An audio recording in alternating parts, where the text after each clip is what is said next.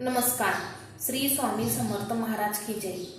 जे शब्द परमेश्वरापर्यंत पोचतात त्याला प्रार्थना म्हणतात. प्रार्थनेतील शक्ती काय असते? अशीच आपल्याला शक्ती निर्माण होते का? तर नाही. आपण परमेश्वराचं एक जरी नाव घेतलं तरी परमेश्वर आपल्याला शक्ती देत असतो. तर मग असंच एक अनुभव सांगते, बोधकथा सांगते. अमेरिकेने जेव्हा अपोलो 13 हे यान चंद्रावर पाठवले तेव्हा ते त्याचं काम सुखरूप करून आले. पण जेव्हा ते परतत होते पृथ्वीवर येण्यासाठी तेव्हा त्या अंतरिक्ष यानाचा पृथ्वीशी असलेला जो संबंध आहे तो संपर्क तुटला होता. मग त्याने काय झाले की ते अंतरिक्षमधील जे अंतराळवीर होते त्यांचे प्राण हे धोक्यात होते.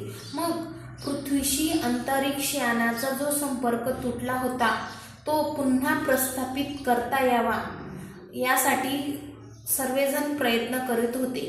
पण आणि जर ते संबंध प्रस्थापित झाले नसते तर ते यान कुठल्या कुठे वरती फिरले असते आणि मग त्या अंतराळवीरांचा प्राण गेला असता. मग केवळ अमेरिकेतीलच लोक नव्हे तर जगातील सर्व लोकांनी ठरवले की आपण देवाजवळ प्रार्थना करूया. मग आता काय करावे?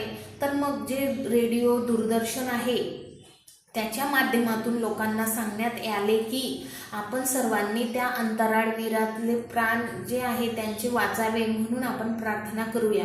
आणि असंच सर्वांनी मग देवाची प्रार्थना करण्याचे ठरवले. देवाची प्रार्थना सुद्धा केली आणि सर्वांनी देवाची प्रार्थना केल्यामुळे ती प्रार्थना देवापर्यंत पोहोचली आणि त्या माणसांचे प्राण वाचले. ते सुखरूप यान पृथ्वीवर आले. बघा, अंतराळवीराचा पृथ्वीशी जो संपर्क होता पुन्हा प्रस्थापित करण्यासाठी ते प्रार्थना केली आणि ती देवापर्यंत सुद्धा पोहोचली. मग हे कशामुळे झाले? तर प्रार्थना केल्यामुळे. आपण जी रोज प्रार्थना करतो ती देवापर्यंत नक्कीच पोहोचते आणि आपण जी प्रार्थना करतो त्या प्रार्थनेमुळे अडचणीतून मार्ग हा नक्कीच सापडतो. दुःख जर असेल तर प्रार्थनेमुळे आपल्याला धैर्य प्राप्त होते.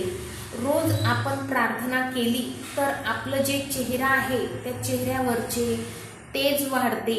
तसेच प्रार्थनेमुळे आपल्या मनामध्ये चांगले विचार येतात, चांगल्या भावना निर्माण होतात आणि आपले जे विचार आहेत ते शुद्ध होतात.